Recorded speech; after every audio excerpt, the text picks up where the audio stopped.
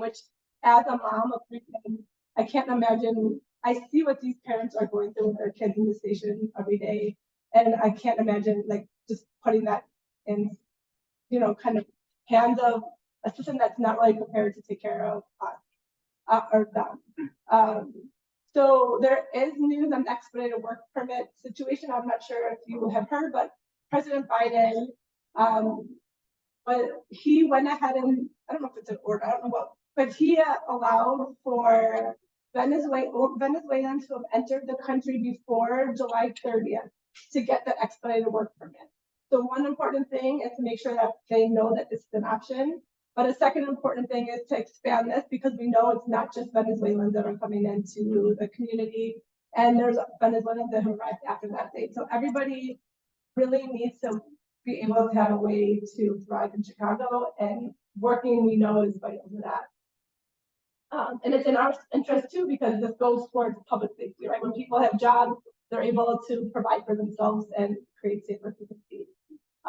One other thing that we are advocating for that we think will be a big boom to the migrants as well is Bring China Home, which we'll talk about in a bit, but it's an ordinance that is going to be debated on the city council meeting on October 4th and voted on very soon. And it's a way to address homelessness in the city. And one other very important announcement is that COPA's investigation has been closed about the migrants, about the sexual misconduct between police officers and new arrivals in the 19th district. They found nothing to substantiate those claims. They found no victim, no witness that was able to come forward. So they closed the case. We have FOIA'd to get some more information about what that investigation looked like so we can see what all is done. And when we get that, we can report back. But for now, it's closed, which is a nice thing for the migrants staying in it, which is not hanging over their heads on it. So thank you to COPA for working on that.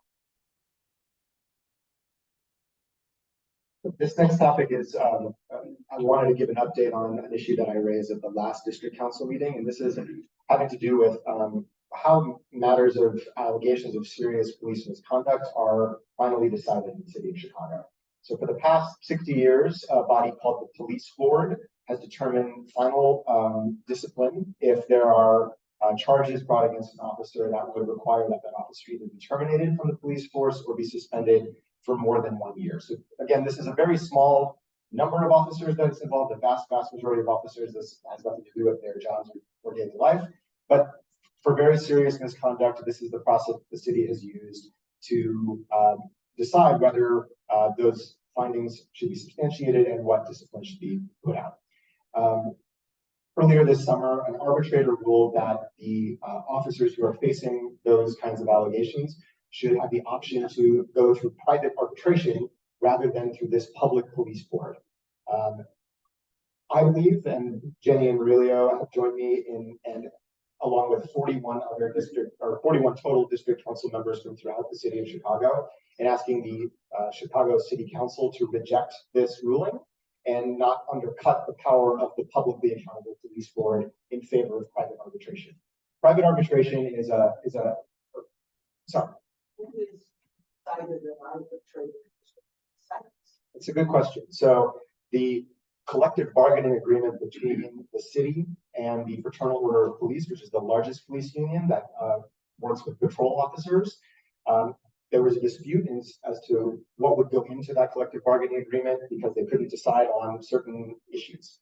This was an issue that the arbitrator decided needed to be expedited in being determined and put forward this ruling saying that this carve out to the police board's authority needs to be inserted into the collective bargaining agreement between the city and the Fraternal Order of Police.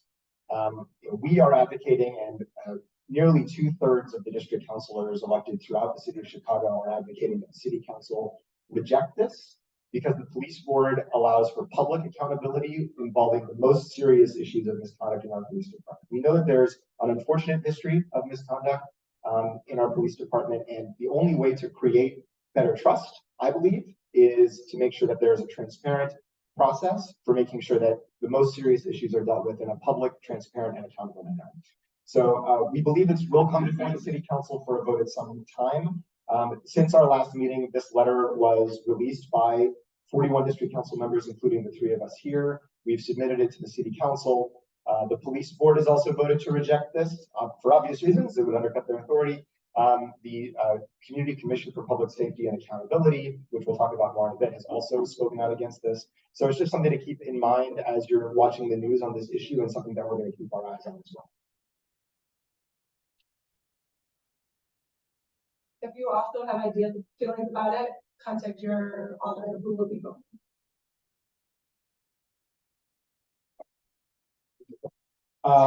So I just mentioned the Community Commission for Public Safety and Accountability, and this next item. I'm sure many, if not all of you, have heard about this. The City Council unanimously confirmed Larry Snelling as the next superintendent of the Chicago Police Department. That's a really, it's worth taking a moment to recognize that this was the culmination of the first time this new process for selecting a police superintendent was fully put forth. And that process involves the Community Commission selecting 3 people after a large application process, selecting 3 people to nominate to the mayor, and the mayor would then choose who he wants to be the next superintendent of police, and that person then was confirmed by the city council. The process that underwent was the most public and transparent process that the city of Chicago has ever seen in selecting who would lead the Chicago Police Department. I'm excited for Superintendent Snelling's tenure. I fully support the unanimous decision of the City Council in hiring him, and look forward to working with him. I believe he's made some commitments in reaching out to district councils throughout the city. We look forward to taking him up on that invitation, and wanted to just note that this was the culmination of an historic process, and look forward to working with him.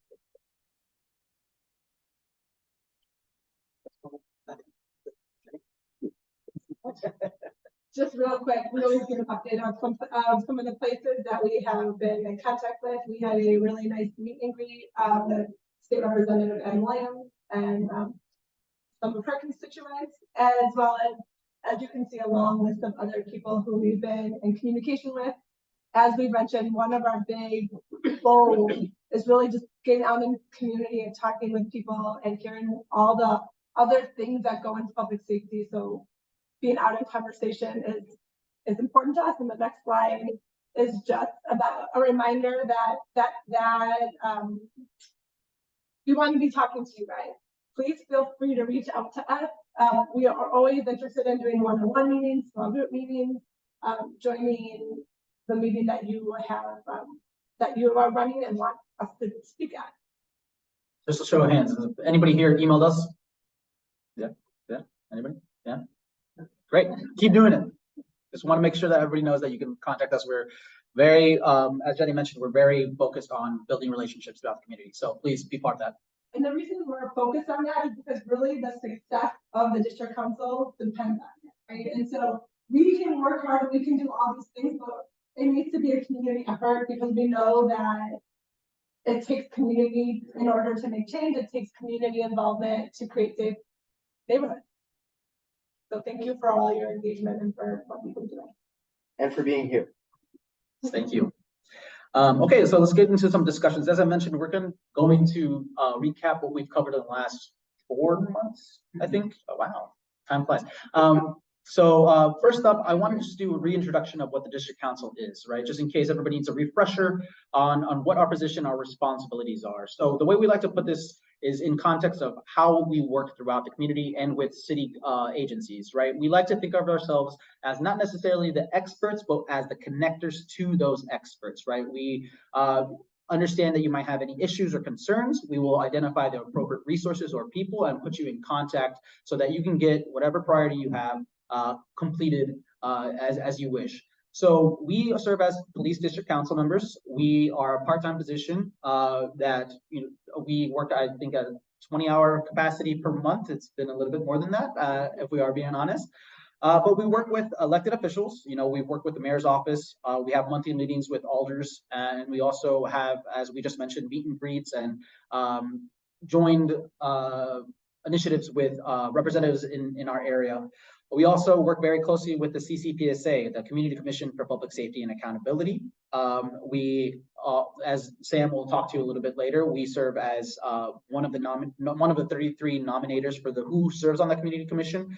We also want to relay information and initiatives that they're working on, and vice versa, right? We also want to talk about the high priorities in our area to them so that they know what's going on at the hyper local level.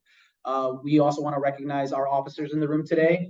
We are working very closely with CPD. As I mentioned earlier, we have monthly meetings with Commander Giussani. We're trying to form monthly meetings with Sergeant Hernandez, who's part of the CAPS office, as well as our newly instated Captain Terry Forbes. So we'd like to officially welcome him to the district. And the most important part, you, the community. We work with you. We want to hear from you. We want to attend any organization meetings that you have and we should be a part of. I know we have a great member from a couple members from the Thresholds team here today. We really appreciate you guys being here. They do really good work. We'll talk about what they do here in just a second. But this is just to give you an overview of what we do and how we operate in the city. We really like to think of ourselves as high-level strategic thinkers on how we can improve our public safety system. And again, connectors of people and resources. We also wanted to just have a reminder of our vision, right? This is going to evolve over time, but we want to make sure that everybody understands where we're headed, where we're trying to head together as a community. We look to work as a community to advocate for a modernized vision of public safety to create safer neighborhoods. We see the District Council as a tool for advancing innovative, research-based strategies to increase safety in our neighborhoods and serving as community ambassadors to CPD leaders and officers. We will bring power to the community, ensuring to include and elevate marginalized voices and empower residents to drive changes in our public safety system. And as we mentioned, this is done through building strong relationships, enrolling experts, and connecting our community members with one another and the resources within the community. So that is the number one goal and vision that we are trying to work towards at each of our meetings, each of our monthly meetings, and when we meet with you. So just please keep that in mind. When you're asking us how we're working towards to solve robberies, this is the guiding light that we abide by. Some are more detailed goals. You can find details on our website, 19thdistrictcouncil.com, but our top elevated goals are modernizing our approach to public safety, promoting responsible, transparent, and effective policing, elevating our community's voice, and then creating and supporting a strong community commission for public safety and accountability. And we wanted to point out this text in blue because our last 4 months have been really focused on this one specific detail. We want to advocate to expand emergency services to include mental health crisis teams, substance abuse treatment programs, homelessness response providers, and other community-based solutions that expand our definition of public safety. And you'll see that head on as we talk about what we've covered in the last 3 months. And just as a reminder, the reason we're going over all this information, I know that many of you have heard it already, but it's going to be, we want this all to be fresh when we break out into groups so that you know kind of exactly what we've been talking about and we want to hear your ideas on all of these things. So that's why we're bringing here. One meeting we introduced people to like the mental health resources that were available in the 19th district. As we said many times, we really believe that one of the ways we can be of huge value add to the community is by taking some things off the police's plate. And one of those things is mental health care. We know that we have lots of really good mental health care workers in our community who are willing to step up and who are able to step up. I want to promote, because it is mind-boggling to me how few people know about the 988 phone number. If you are in a mental health crisis, you do not need to call 911. You can call 988 and you will get a trained mental health care professional response along with a person who has lived experience with mental health crises. This is huge. We have the second largest number of mental health care crises in the city, our district does. So if we could take some of this off the police's plate, we've heard from command staff also that this would be a huge way to alleviate some of the things that they are doing. So call 988, they are there to help you. Threshold and Trilogy are two of the organizations that provide the response team that we work closely with. They're in our district. Threshold is awesome. They also have something called the Living Room. That is a spot. They gave us a tour a couple of weeks ago.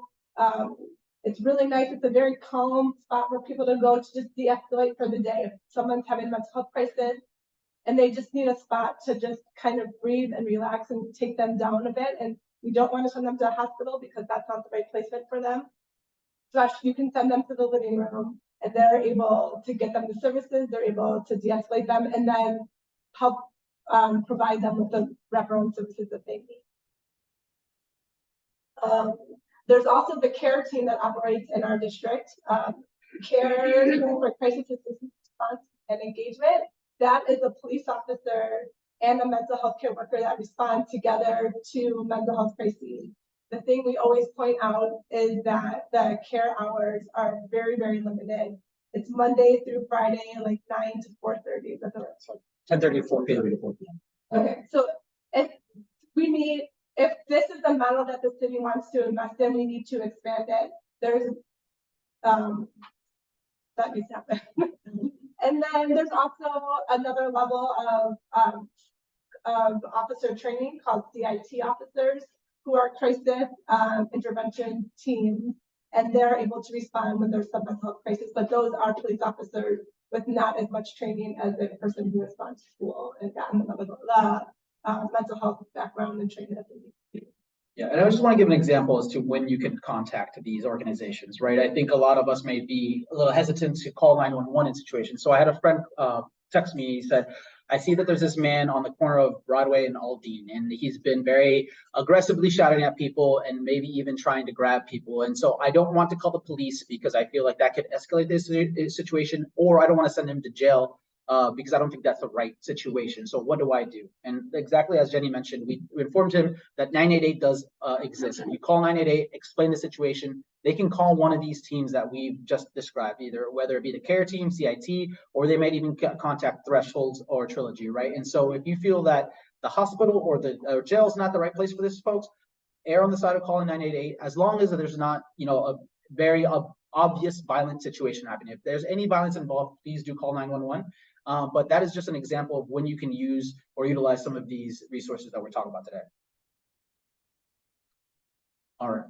Quick question. When people call 911, are they referred to the 988? So basically nobody knows about it in that situation. So okay. It's shocking the number of people who do not know about this. Please, we are working really hard to spread the word. I have to imagine that the PR budget for this is zero because it's awesome. So let people know, because this is all across the cities, all across the state. So Country. Yeah. And just a reminder, these slides will be posted online. So we have links to all these websites so that you can go and do your research offline as well. Next one to quickly just cover, we have time, so we should probably speed up just a little bit, but community violence intervention programs. So we had two great organizations come out and speak to us a couple of months ago. We had the Communities Partner for Peace, part of the One North Side community that serve our district, come out and speak to us. We also had Institute of Nonviolence Chicago, and the Community Violence Intervention, or CVI, they seek to engage those most likely to be victims or participants in violence through trusted mediators. So we have people on the ground, people that know those that might be at risk of committing gun violence, and trying to mediate and peacekeep in those situations. I know here in 46, I live right down the street at Wilson and Magnolia, and there is a lot of gang activity that's happened in the last summer. And I know CP4P has played a large part in mediating and creating a truce between the gangs that are involved in this area. So that's some of the work that they do. We really just want to call them out and show our appreciation for them.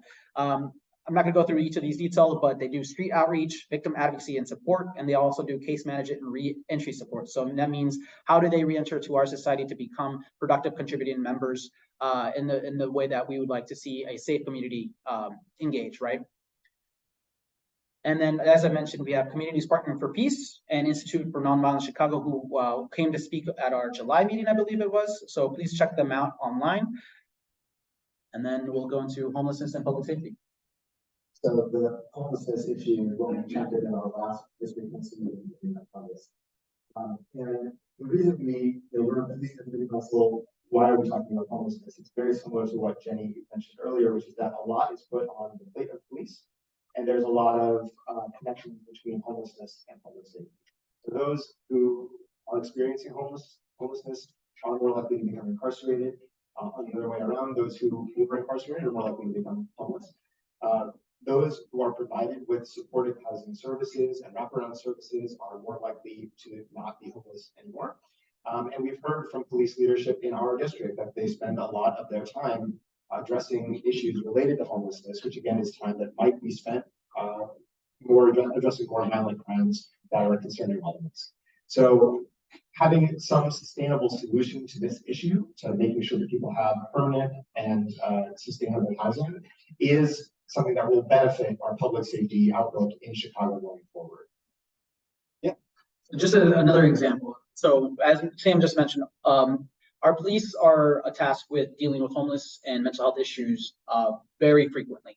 And I've often heard, I called about a catalytic converter theft that was happening. I was seeing it, and it took police 50 minutes to respond and show up.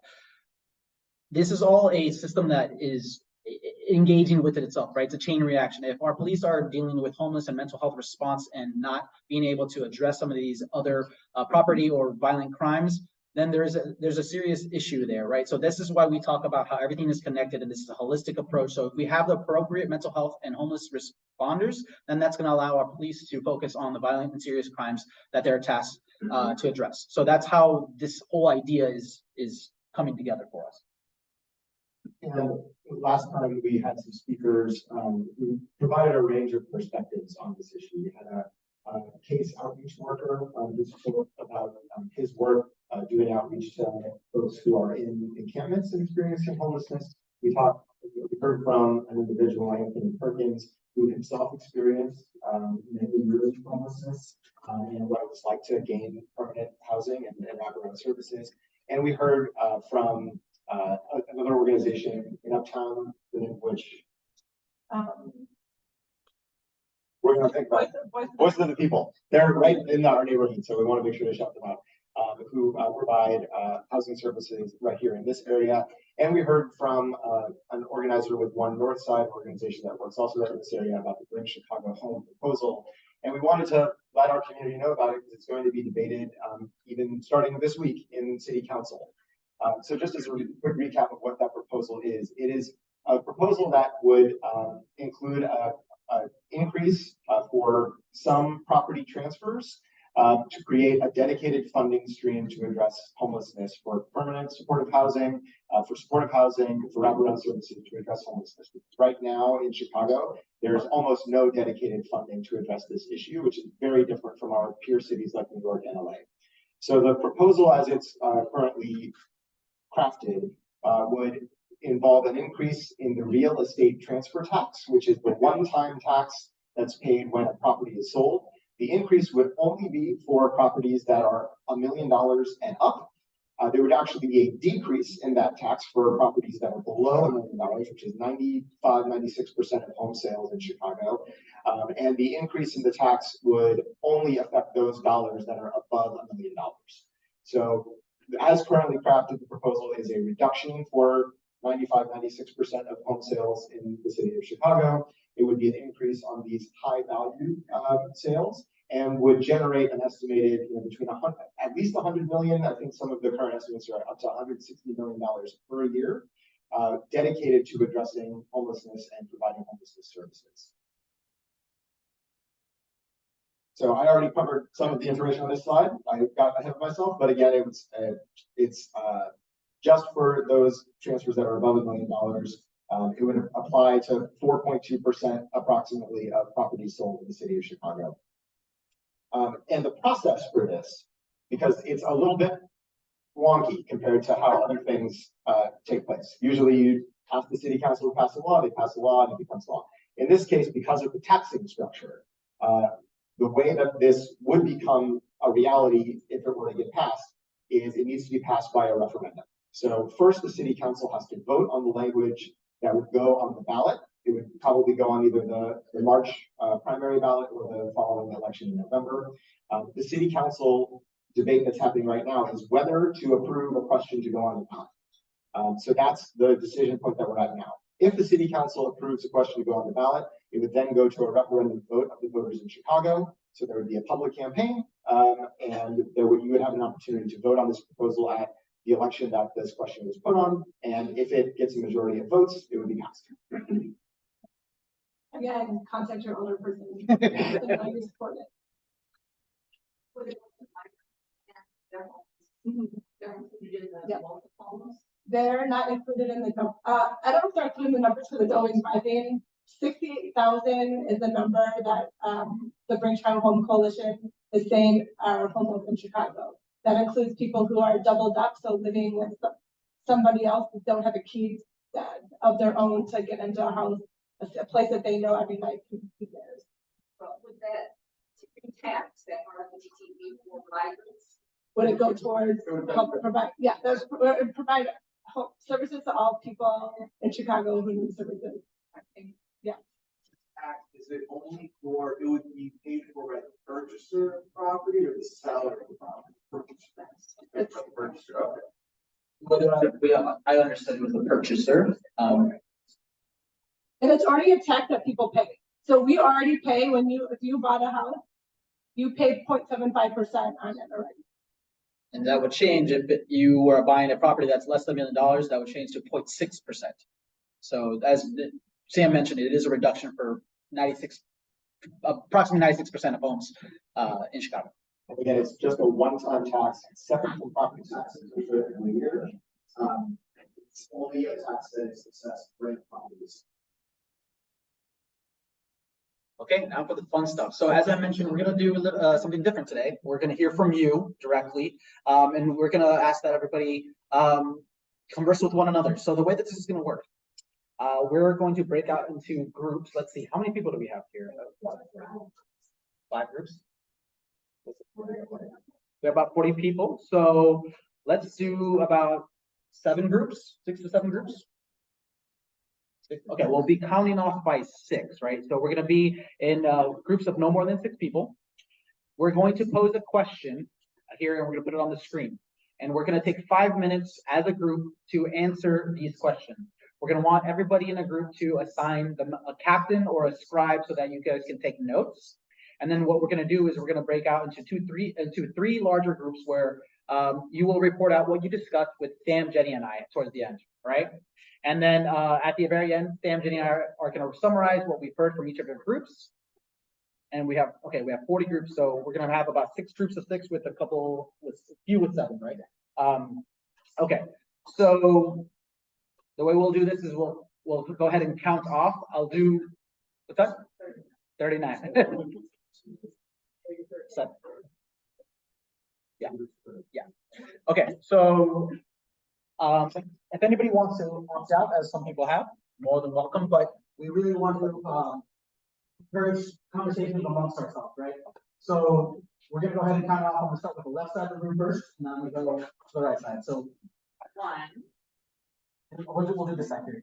2, 3, 4, 5, 6, 1, 2, 3, 4, 5, 6, 1, 2, 3, 4, 5.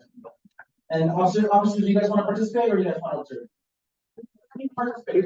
Okay, officers, yes, you're 6. Irma, if you want to start 1. Officer Castro 2. Laura 3. And then I'm sorry, with sunglasses on your head, you opting out, okay?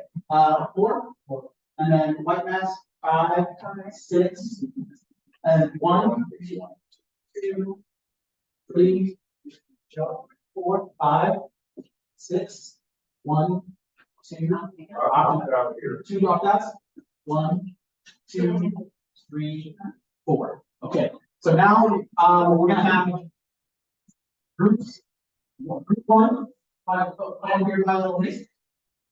How much going around? 2 in the middle. 3 in the back. Yeah, change the chair. Group 4, left, right. Group 5, left, right. Everything's up here. Let's, the 3 of us go with 3 different teams to start. Thank you. Maggie, let's go up and actually go into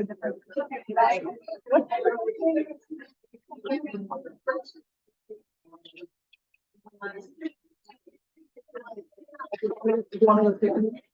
Yeah.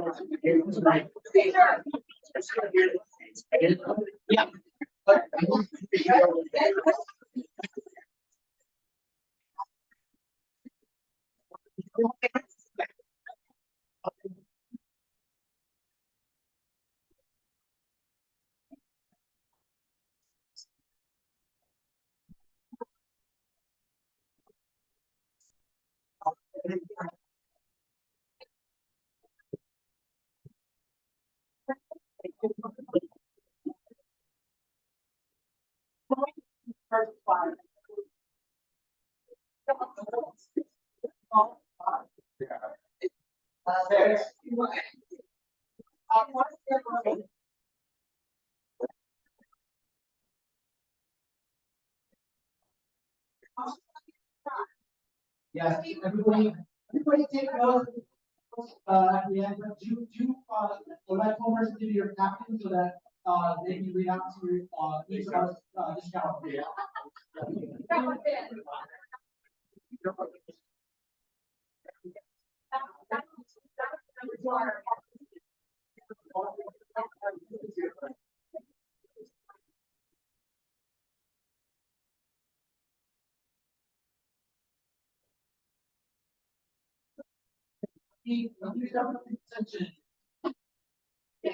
So everybody situated, more or less? Okay. So we're gonna have questions on the screen. I'm gonna read all four of the questions that we're gonna cover right now, and then we'll just focus on one. And I'll set a 5-minute timer. And then what we're gonna do at the end of 5 minutes is we're gonna switch to the next question. And then we'll get through, is that right, Sam J? Yeah. Right? And then before the fourth question, Sam is gonna give a little bit of context, but the four questions are: what makes you feel safe? Very broad on purpose. What types of public safety initiatives would you like to see in our community? What's your reaction to the information we've presented so far? What suggestions do you have for us going forward? And then the fourth question is, what qualities do you want to see in commissioners on the Community Commission for Public Safety and Accountability? Again, Sam will preface that with a little bit of information on what we're asking for there. But right now, what we're going to do is we're going to focus on the first question. So what makes you feel safe? Remember, does everybody have a captain? Do we want a couple minutes? Yeah. Raise your hand if you have a, okay. Group 2, you have a captain. I didn't see a hand go up. Yes. Okay. Thank you. All right. Okay. So, all right. So we're gonna go ahead and get started. I'm gonna put a timer up on the screen, and I get.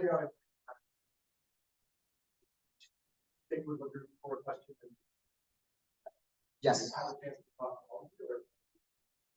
Yep. All right. You guys ready? What makes you feel safe? We're gonna start with 5 minutes.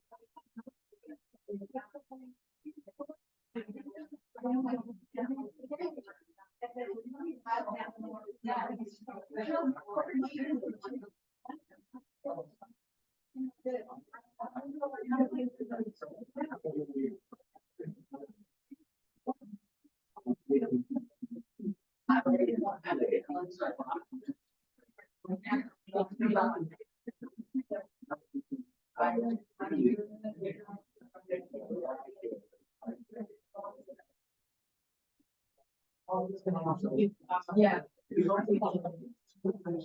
Yeah.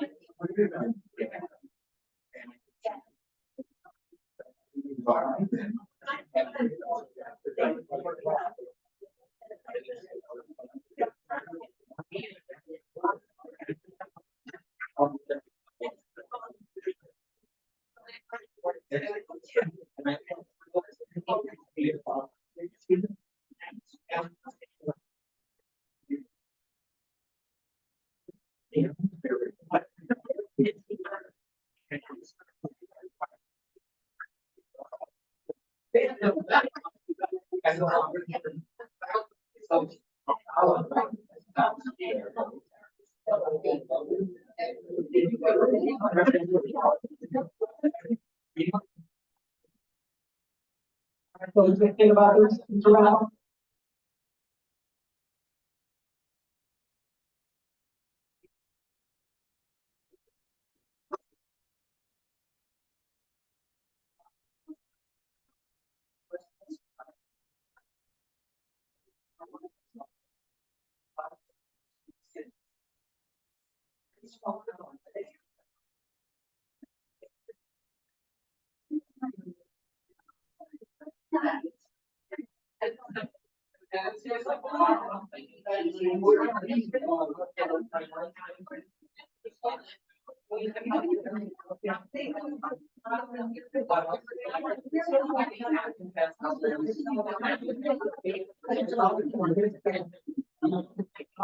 All right, folks.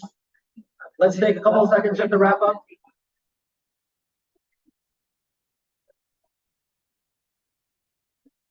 All right, I love the discussion. Okay, let's go to the second question now. Everybody ready for the second question? All right. Okay, so the second question we have for you, what types of public safety initiatives would you like to see in our community? What types of public safety initiatives would you like to see in our community? All right, we're gonna go for another 5 minutes, and Sam, Jenny, and I are gonna switch groups.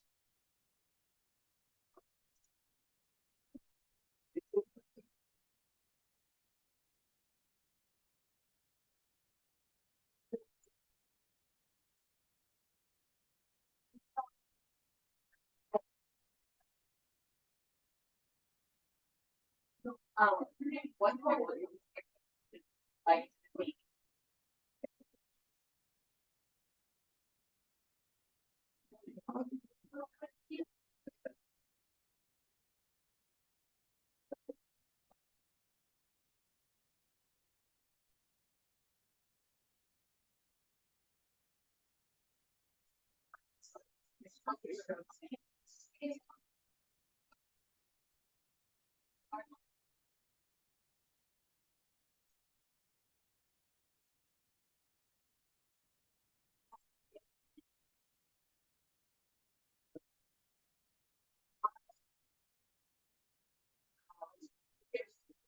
Like that, I feel like I gave that in line.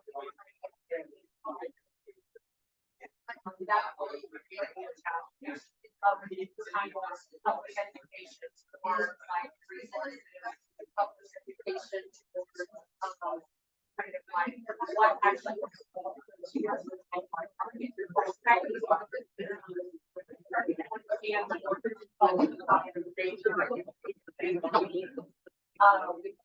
That's a challenge.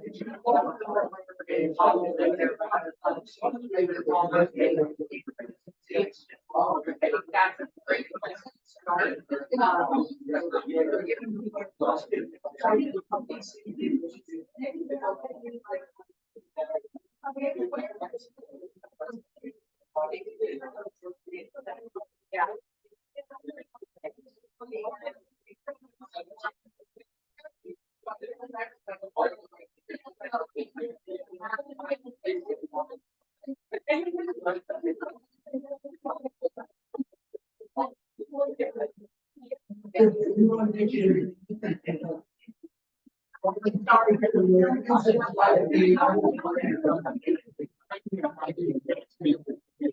Yeah.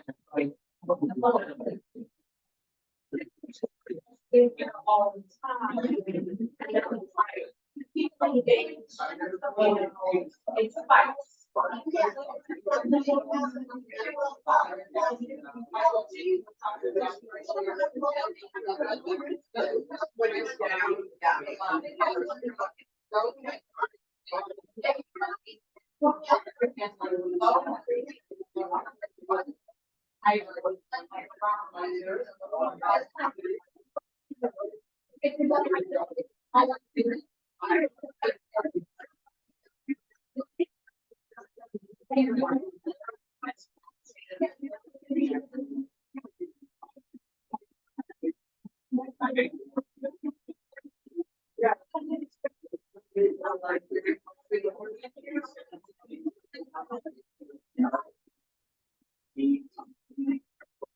Yeah.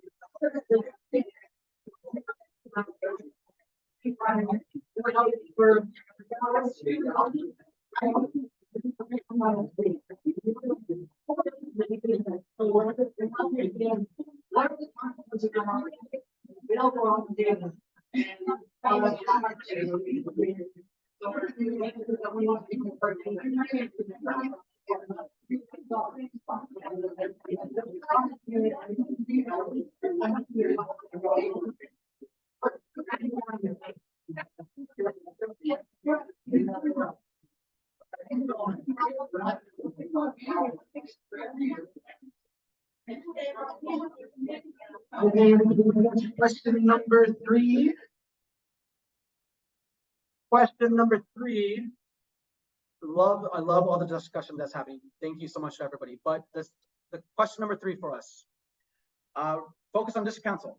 What's your reaction to the information that we presented so far? And that means over the last 4 months and today, obviously. And what suggestions do you have for us going forward? Okay, what's your reaction to the information we presented so far? And what suggestions do you have for us going forward? We're going to set it at 5 minutes again, and Sam, Jenny, and I are going to rotate groups once again.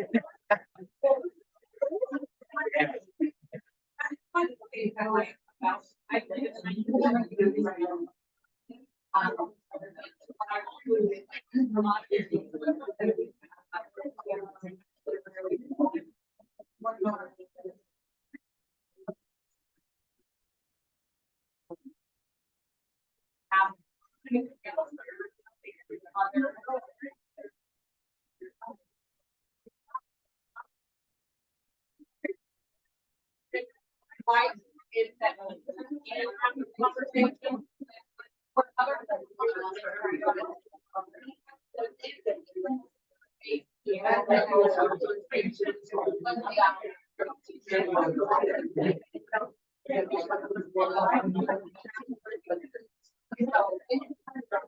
Very different conversation.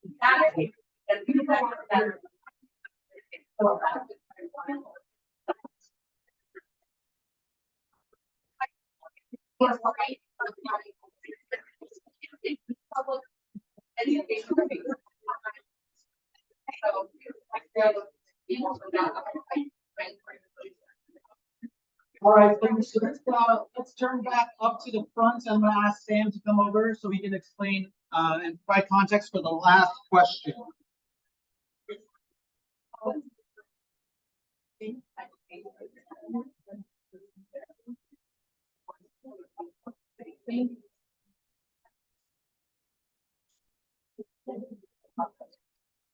That's what I have to do. Yeah.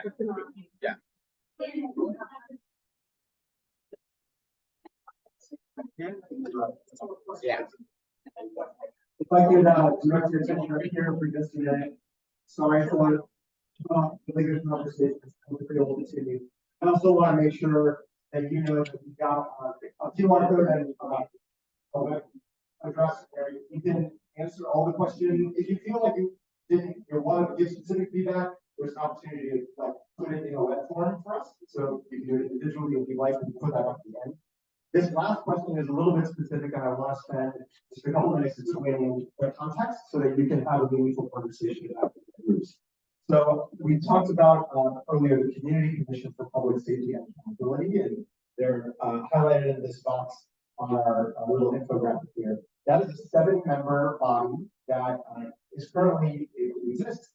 They were the current members of it were appointed by the last mayor because there had not met the district council members elected, but going forward, district council members will nominate to the mayor people to serve on this 7-member body, and the mayor will then select from those who the district council members nominate, and that will be the community commission going forward. Go to the next. So the nomination, there are 22 districts, these districts in the city of Chicago. 1 member of each district also serve on this nominating committee. I'm honored to be on the nominating committee from the 19th police district. I met earlier this morning with the nominating committee actually because we're figuring out how to run the application process, which will start early next year. But we are going to be selecting who serves throughout the city on this commission. There are some requirements for who can serve on it. There need to be a couple members from the north side, a couple from the west, south side. There need to be 2 youth members. There need to be some members who have serious experience being lawyers or community activists. And we want to make sure that this commission reflects the diversity of the city and the value that we want to see in it.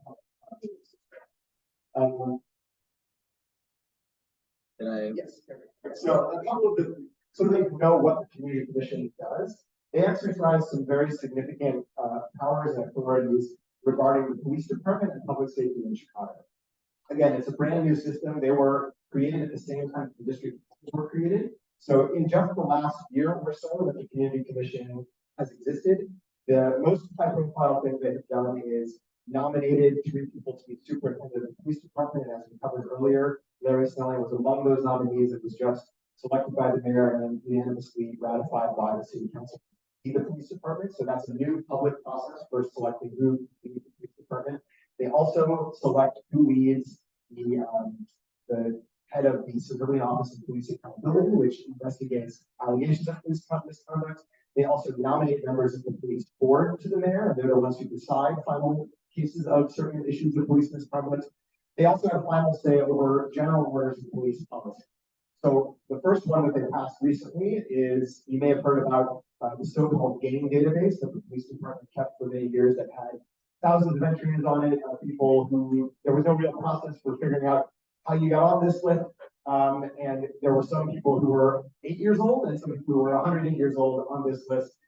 who were identified by not a very well vetted process as identified with gangs. And this, was identified by the city attorney or Office of Inspector General to have a lot of problems with it. The Community Commission just passed a policy to get rid of that and not allow a similar list to be built again without very strict controls.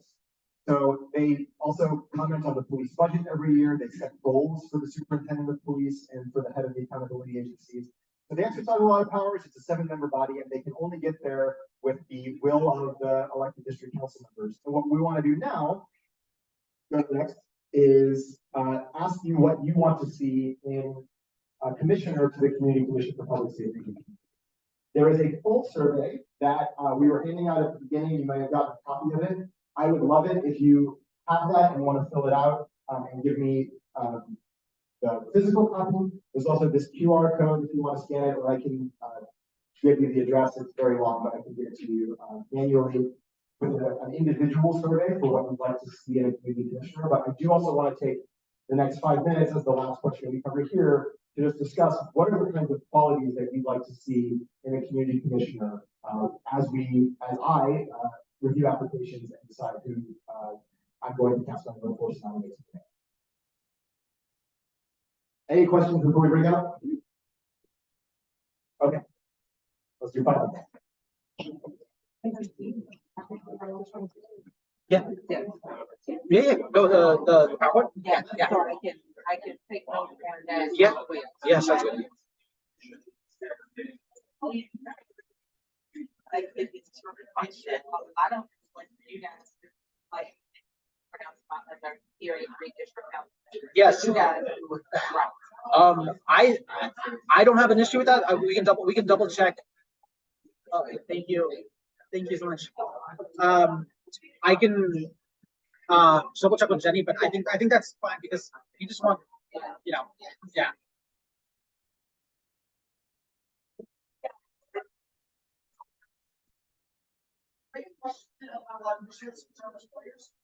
Some are 4, some are 2. We're not going to know until this point.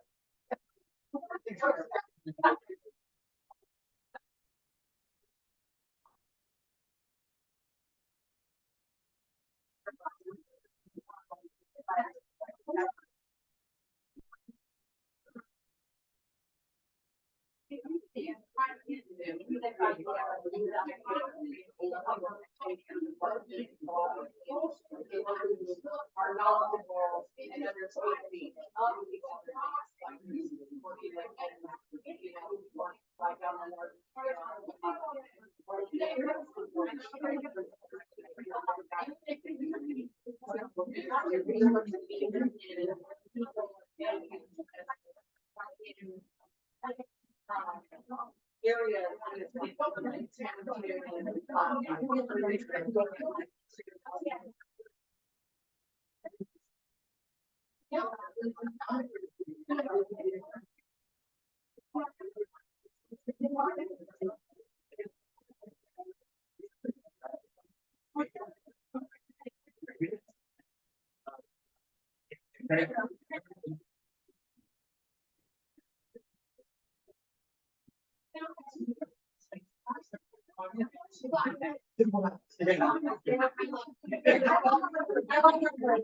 The commission does these for the superintendent for these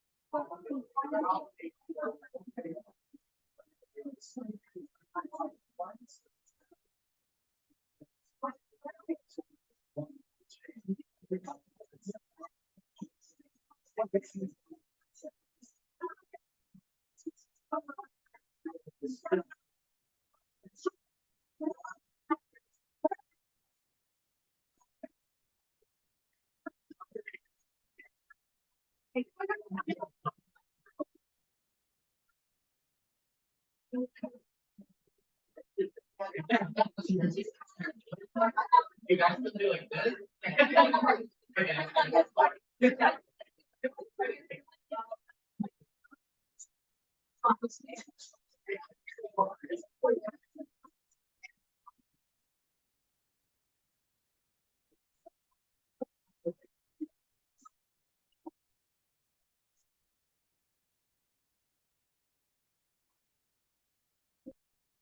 I'm just gonna take notes. Great. Now, thank you very much for engaging in this conversation. Everything you heard was very effective, interesting, and we really appreciate everyone's willingness to share and give input on all those different topics. So now we are going to have each group just go and have one person kind of report out the general ideas of what we talked about, but we will have all your notes and going to collect all of them. So that we can do everything. And we also, I don't know where it is, but we have a online survey. Here, let's go to the next.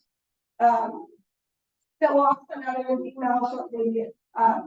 For if you have anything else that you didn't get reported back or didn't get written down, lots of ways to tell us. Or of course, just email. Yeah, the 4 questions we just covered are 4 questions we just covered. If you want to fill them out individually, you're more than welcome to do that. You can go to this QR code or to bit.ly/19 questions.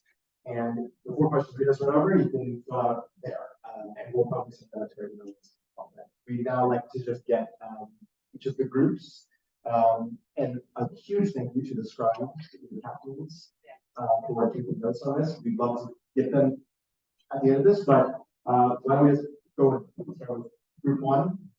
If you want to just report out some of the general issues we got to each of the questions. For just all the questions. Yeah.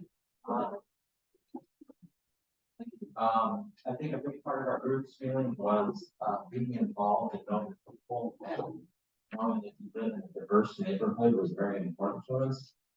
Also understanding what the safety systems are, like just getting that news going for the fall. That I think was revelational for a lot of us.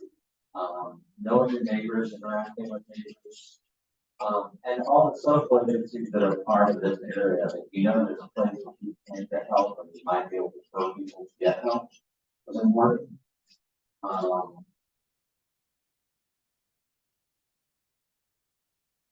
Helping us to discussion, the fact that we're able to be here today, having a healthy discussion about the future, not in the sense of we're in crisis, just that we can be more solution oriented or looking forward, without crisis.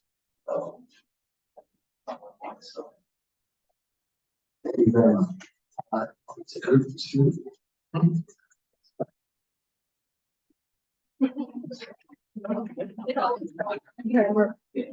We talked about, to the first question, a lot of it is about visibility of having police officers in our neighborhoods, whether it's on bikes or just walking down the street. I think we feel safe when there is a sense of community and people have a purposeful behavior when they're walking down the streets. I think another visibility comment was related to the CTA having either like more than one police officer in the CTA or having a mental health expert on the CTA. So those were some of the thoughts that were discussed. In terms of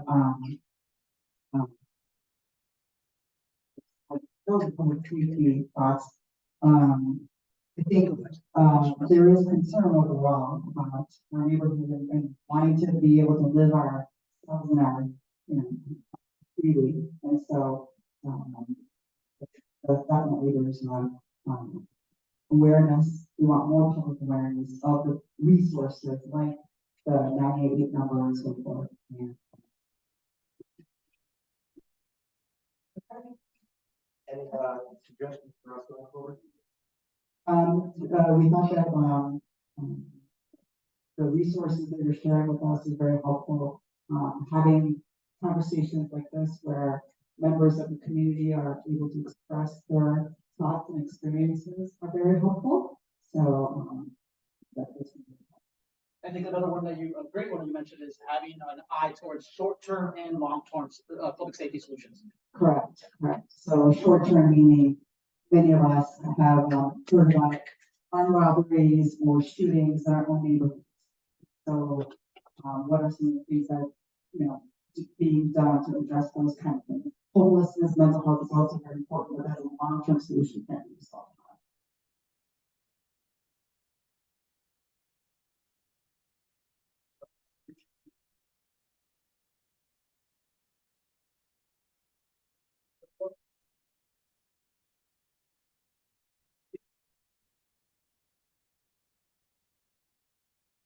Good now. More questions up on the screen again. So, Travis, can you remember this or everyone else? Good.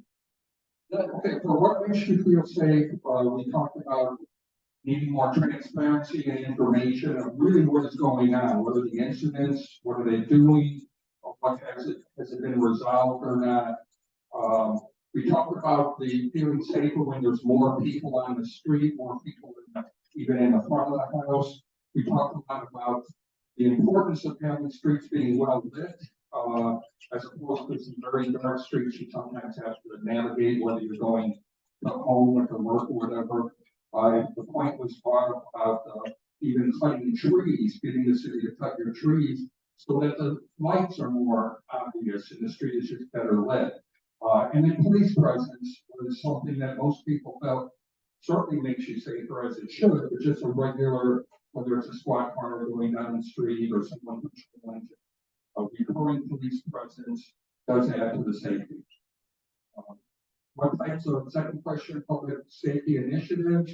We didn't really just talk about police presence more, wanting the police to come out to the neighborhoods and meet us, where we actually can maybe put a name to a face. I know personally there's some issues with maintaining continuity of the same officers in the same area, but still it's important to get to know the police in your neighborhood. We talked about how important, it's not as much of a, I guess it's a neighborhood initiative, but how much it would help just to get to know your neighbor and how difficult it can be because more and more people don't want to know each other. I've lived in personally for 30 years in the area, and I don't know that many neighbors a half a block down the block. They just, everyone keeps to themselves, but if we can somehow form a neighborhood watching, neighborhood group, start to get to know each other, that quite a bit. And then if you see anything that just looks out of the ordinary, say something. Call it in, just keep your eyes open and everyone kind of be aware of this surroundings. Question 3 about reaction to information that we had presented to us. The Bring Chicago Home, there was a number of people unaware of that initiative. I was one of them. The 988 number. All this type of information, we want to make sure the older men and women are reaching it out to their wards so that everyone is really getting the same information, not just our small group. Wanted to know why we aren't getting more federal funding for some of these things that need to be done. And personally, there was just a lot of organizations introduced in your meetings that I had very little knowledge about, and it was very good to know about them. But again, we've got to get that information out to everybody, either through the board or through various people.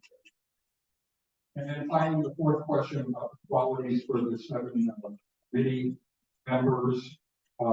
Their involvement, they should have involvement with youth and really involved with them, because the youth of these days are much different than maybe the youth of the past days. The priorities of every one of them should be public safety, and public safety. They should represent the area that they're coming from. They should be there. And there was some comment about they should actually have been a police officer or be a police officer, so they really understand the job, the issues, everything, and they should have an independent voice. They should be able to say what they want, what people want them, what they feel, and be able to share that in their job.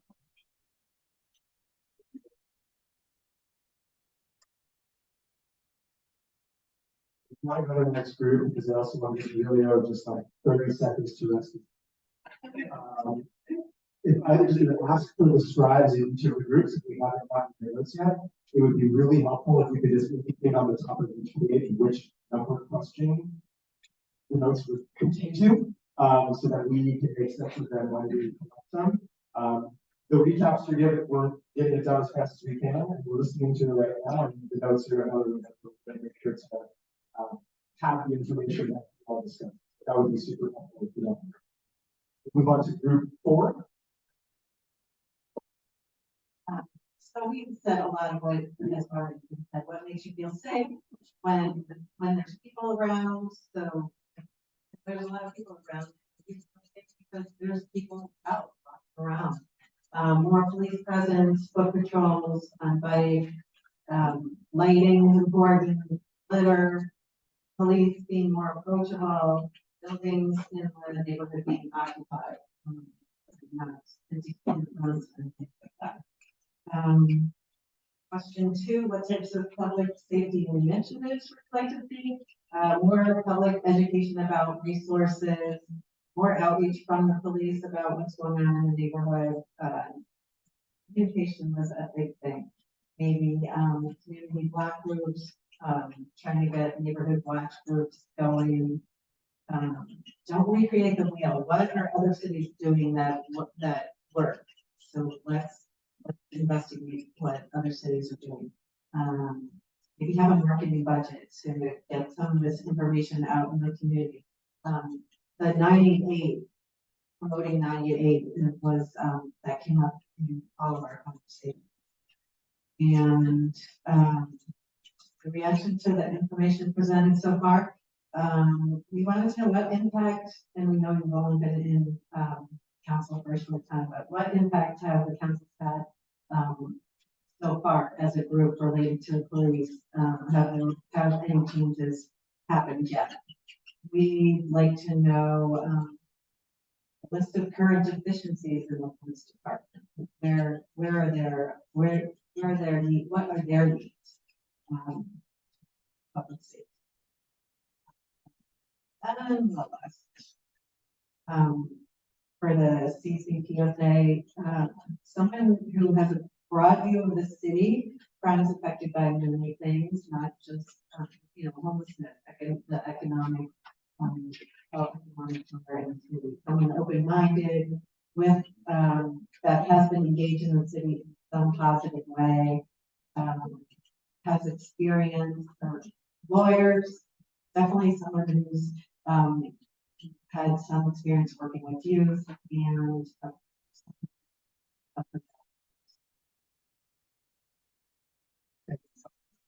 The combined groups 5 and 6 over here, so I'll hand it off to our strategy. So for question 1.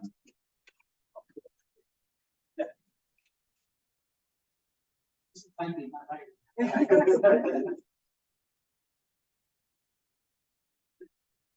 Yeah. Okay, for question 1, just kind of echoing what a lot of everybody else said. Seeing people around, night lighting, having an increased police presence, but also a smart police presence. If they can walk a beat where it makes sense, it's a little bit more dense, great. If they can bike around, great. Because sometimes they're just driving by in their cars, they may, see something, but it hasn't fully, developed, materialized. Next thing you know, they're a couple of blocks down, they don't see it. We talked about volume of commerce, stores, not a lot of light going around, see stores, boom, boom, boom, people can go walk around, enjoy themselves. We spoke about speed deterrence, maybe not necessarily just stop signs, but more speed bumps, just being safe while walking, but also being respectful of drivers. Number 2, we loved, the education about all these services like the care team, and all these other great things like 988, some of the other groups that you bring in are great. For me, we would love to have somebody from the state's attorney's office come in. We know that the police do their jobs. When they arrest people, bring somebody in for a crime, sometimes it always doesn't get prosecuted. So we would like to have somebody from the state's attorney's office that have some type of accountability, so we can talk to them, they can answer us, there's a positive dialogue going on. Also, we know that because you're a government office, you have limitations on what you can do, what you can promote, but you can give us the names of advocacy groups, organizations that could better educate us when it comes to election time. So for things like the state's attorney's race or judges' races, sometimes those can get overlooked. So if you can't only do it with electioneering or whatnot, if you can point us in the right direction, we can go seek out advice from, that would be really beneficial. For 4, objectivity, but also somebody who is there to do a job, not an ideologue, but also somebody who is interested in staying in this position for long term, not somebody who's going to use it as a springboard for something else. Someone who's really duty bound to do their job and to help solve this problem and to make our community safer. Also, we want people who advocate for victims' rights. We also want somebody to advocate for an increase in police, but also especially an increase in resources for police, but also just holistically when it comes to mental health professionals. It's just a very holistic. That's what we want. Cool. Thank you so much. Round of applause, everyone.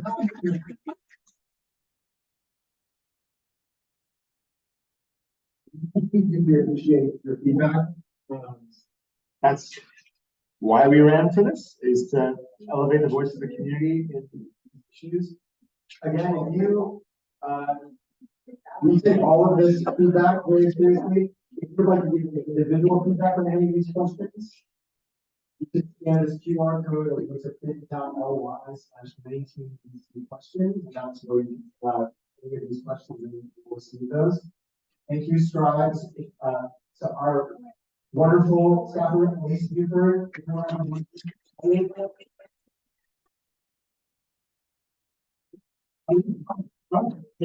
5 other districts in the northeast side of the state. So she's very good to see. Okay, very much appreciate the call. So if you, scribes, please give your notes to her, and if anyone's fill out the community commission survey, I think we should collect that. Not to overwhelm you with QR codes. The community commission survey that we put out on computer. The community commission survey. By typing, you can use this QR code here too. Note that this presentation will go on the website, which is the actual. So if you're not going to be graduating, get that.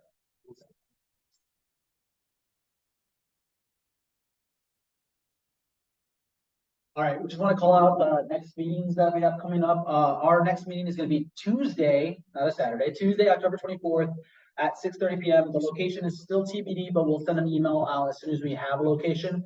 I also did want to call out, Officer Diaz reminded me, she's part of the CAPS team at CPD 19. We are going to have another community conversation October 18th at 6 p.m. at Truman College. So I went to this one this past Wednesday, very similar format to this. Where our leaders at CPD wanted to hear back directly from our community. So October 18th, 6 p.m., Truman College, community conversation. And then we are going to go into public comment. So did we have We did not have sheets. We do not have sheets, but as anybody, does anybody want to make a public comment? You'll have 2 minutes to say whatever you would like. Again, 2 minutes per speaker. We're going to have 20 minutes total. And then we have some guiding questions. What are your thoughts on information presented today? What would you like to see prioritized for the future? Are there any issues you are dealing with you'd like for us to be aware of? Or any of the 4 questions that we asked? Again, if you want to make your thoughts known. So can I get a raise, show of hands? I got Ivan. I know we have 2. Yes, 2. So Ivan and Trisha. Ivan and Trisha. Anybody else? Okay. So Ivan and Trisha, and then we also have, what's your name, sir? Tim? We also have Tim. So we'll have 2 minutes for public comment. And then I will hand you this wireless microphone.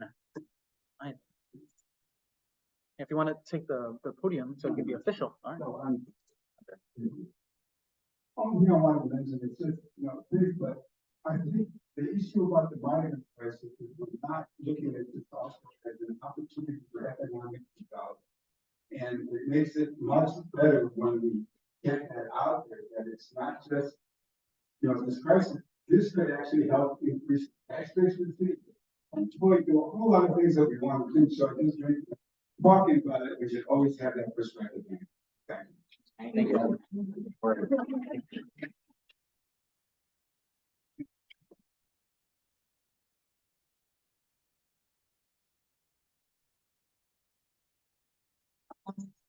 So I'm just here to tell you about a program called Be Smart for Kids, and it's about secure gun storage. And so there's a program, it's an teaching program, and we will come to your group and talk to you about secure gun storage and the importance of secure gun storage, and also normalizing the conversations about asking if someone has a gun in their household and if it's kept secure, especially if you have young children and they're going to someone's house that they don't know. It's important to ask those questions, which maybe people don't think about. But so if anyone's going to be smart for kids, I'll be around after and together.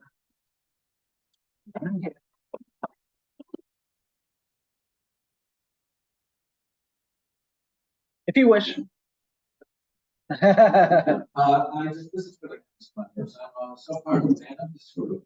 I don't know how exactly you're marketing yourself, and a lot is studying the mouth, but as I look around meetings that I've attended, we're in the heart of a very diverse, racially, economically, sexually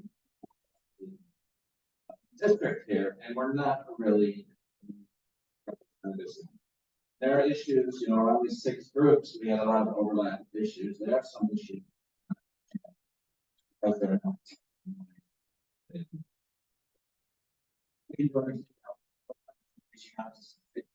Sections, we have many social service organizations in this order here. That really. Good point. Thanks, Tim.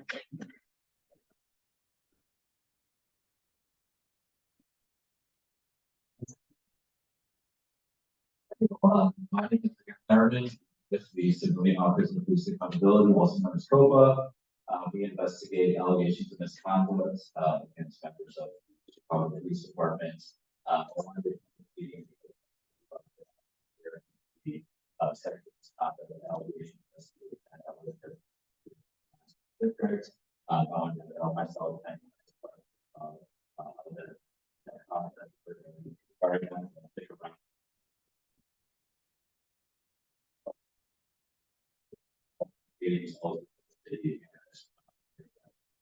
it's particularly wonderful because of the amount of engagement by so I just wanted to follow up that I want to highlight the fact that our People's Academy begins October 10th. If that's something you're interested in, it's a 6-week course every Tuesday. We conduct it at the new public safety training facility that we go into each week for 2 hours at night. Various components of how we conduct investigations, how we look at course incidents, things of that nature. So if you want to educate yourself, free, go to chicagocopa.org/CPA, chicagocopa.org/CPA, come talk to me after. I'm sure if they haven't already, let's share that information. So thank you guys, and let's go.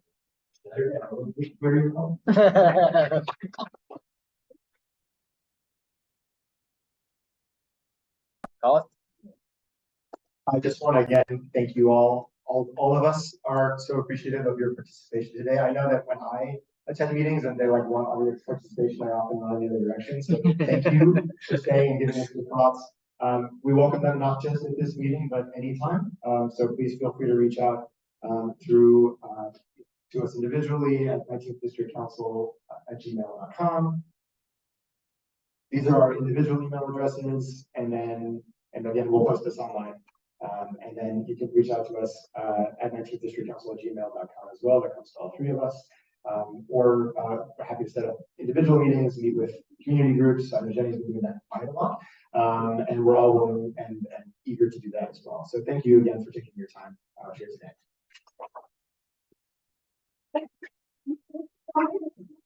Hosting us and for Sean Hunter, the 46 for the sex. And please take time to go because there are those delicious cookies that we don't want to know what. Thank you. 144. Yes, thank you. This meeting adjourned.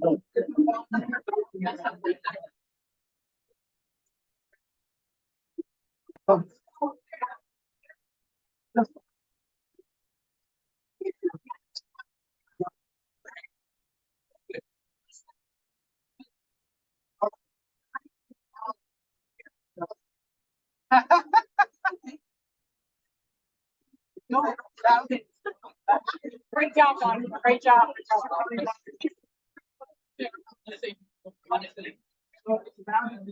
Oh, yes.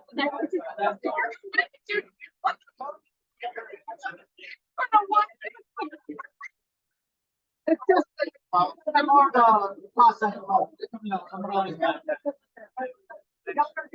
Thank you.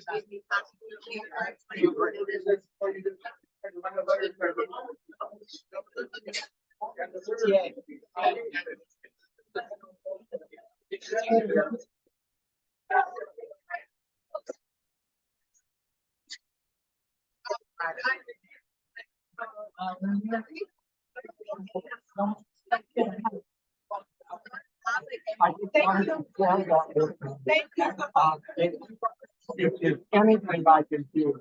Okay. I actually do a lot of training on diversity, equity, and inclusion. Thanks, thank you. I will, that you, that's the case, you need to have your presentation. Okay, thank you, I appreciate it.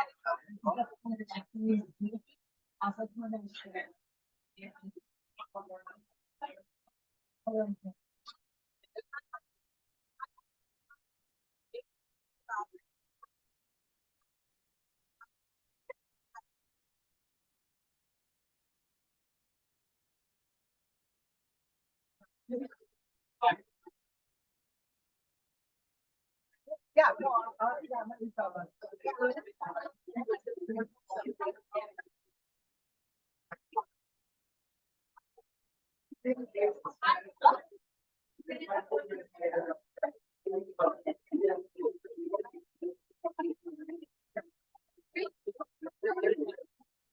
All right, yeah, that's awesome, yeah.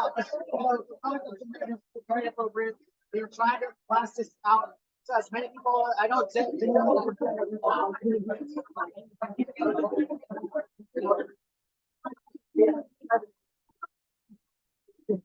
Thank you. Thank you so much. Yeah.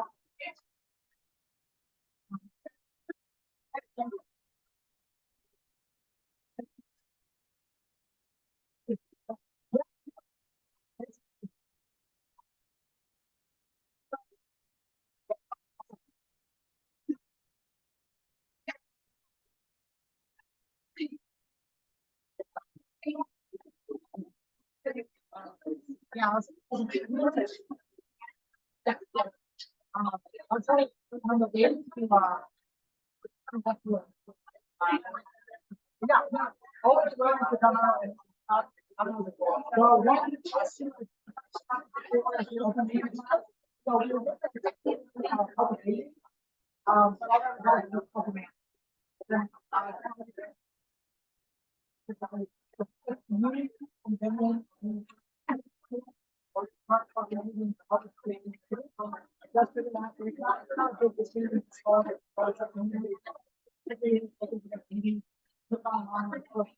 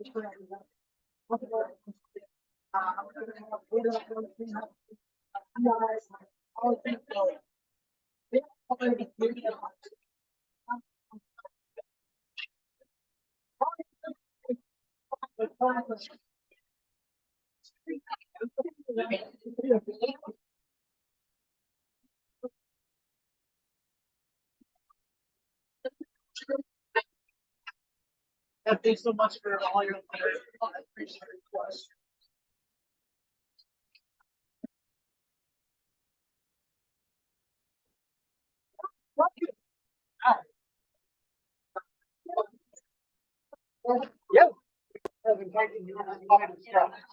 Yep.